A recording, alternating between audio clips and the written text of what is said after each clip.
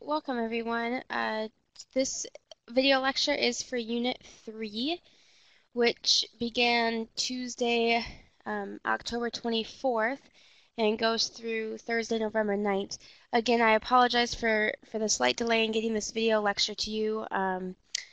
Our son had surgery scheduled later, and then it got pushed up to Tuesday, so it sort of threw off a few things. So once again, this is for Unit 3. By now, hopefully you're understanding the assignments, the directions for them, and I apologize, my daughter is awake, peeking around. So hopefully by Unit 3 you have a firm grasp of what's going on as far as the logistics of the course. I will again put this preface on that some of the videos in Unit 3, time will tell if they work for you. They work on our side. Ashton, please go play. But we always discover that with so many students and different computers and different updates that sometimes they don't work for everyone. So once again, as like the past two units, if a video doesn't work or a link, please let me know as soon as possible, and then I will notify the course writers. The reason that I can't just find a replacement video is because each course has to have the same videos. Please go play in your room now.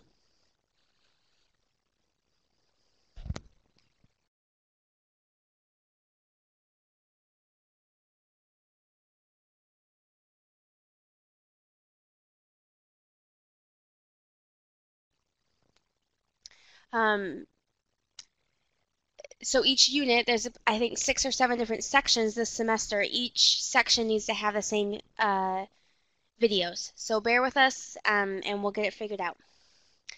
Just as a brief overview, this unit is due Thursday, November 9th at 11:59 midnight Mountain Standard Time. What's due for this unit is reading checks 8 through 10. So we're covering chapters 8, 9, and 10, which is the elementary age, the primary age children. So from about 3 through 6 or 7. So you think preschool, kindergarten age is where we're looking at. Then you also have the Dear Abby letters, the reflective journal, the observations and development, and your collaborative quest.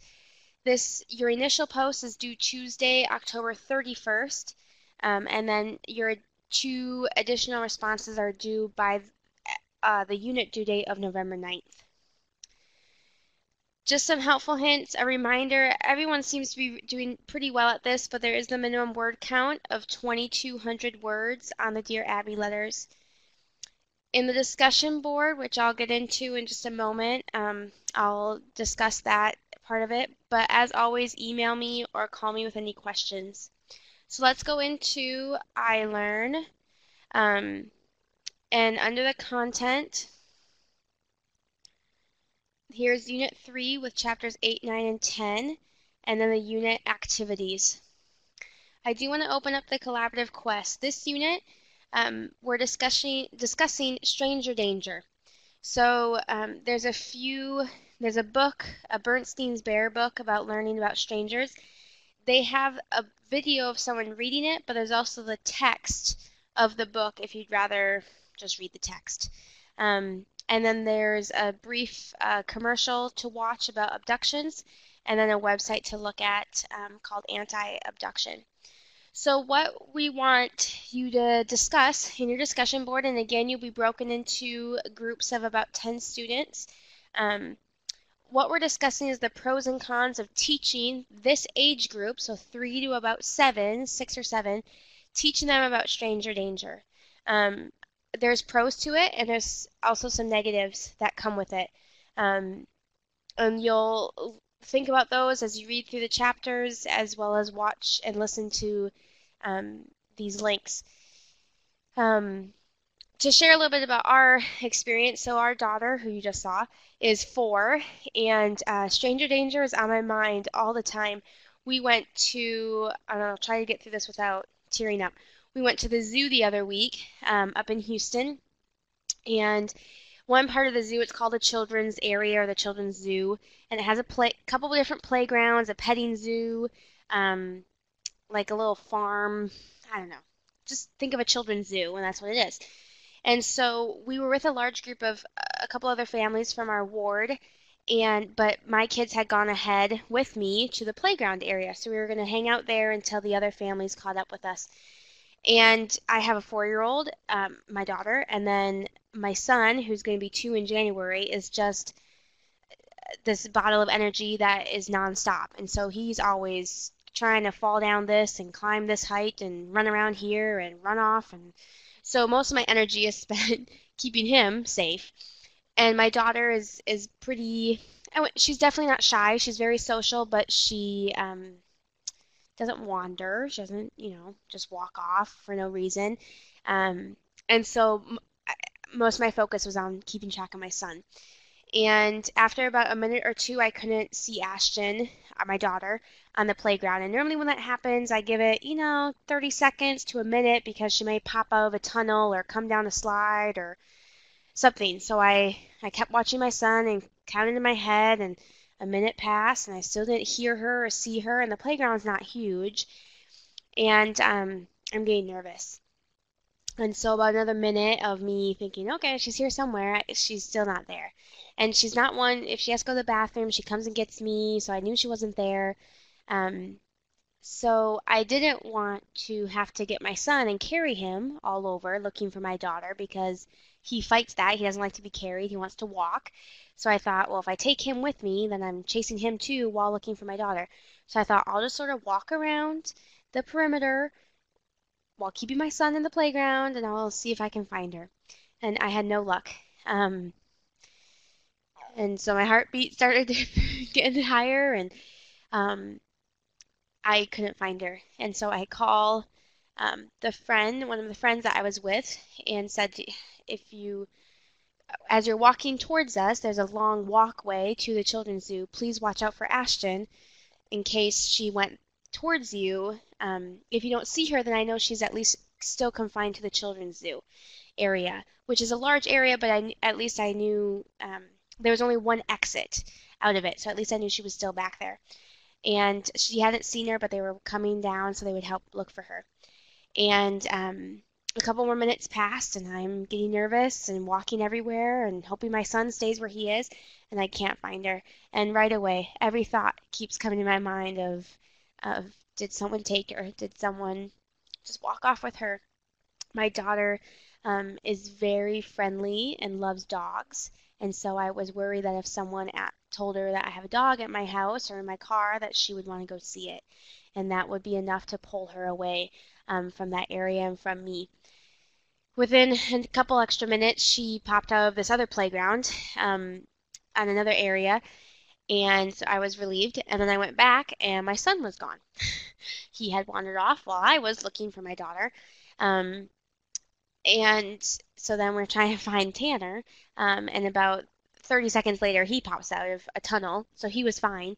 But that experience, as I'm sitting in the middle of the zoo in tears looking for my 2 children, um, realized that I need to go through some education with my daughter. And you're going to, in your discussion board, discuss how much education is necessary for this age. Obviously, what you teach a 3 or 4-year-old is different than what you teach a 5 or 6-year-old because their situations are different. My daughter's not in a kindergarten setting yet, so I don't have to teach her about school pickup and don't get in a car with someone at your school. But there's other things at the age of 4, given our situation that we're in, that I do need to educate her on. And so you'll discuss that. You'll discuss the pros and cons of is there such a thing as too much education or too little, and where's the balance there? Then the Dear Abby letters are very straightforward this unit. The observations and development assignment I do have pulled up, and let me be able to share that with you. Oh boy. Okay, hold on.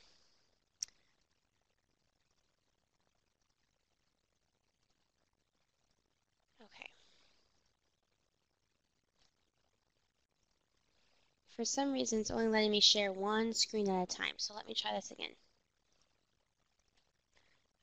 All right, perfect. Here's the observations and development. You're watching a few clips on the theory of mind, which you'll read about in the text, and just answering brief questions about it.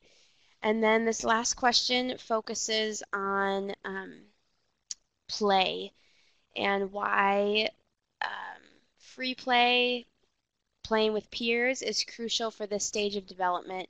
And you're going to read a little bit more about socio-dramatic play versus rough and tumble play in your text. And this goes along with that as well, about the importance of physical play as well as make-believe play, and where we see the differences in genders and ages and things like that. All right, let me go back to share this screen with you. Okay, perfect. Then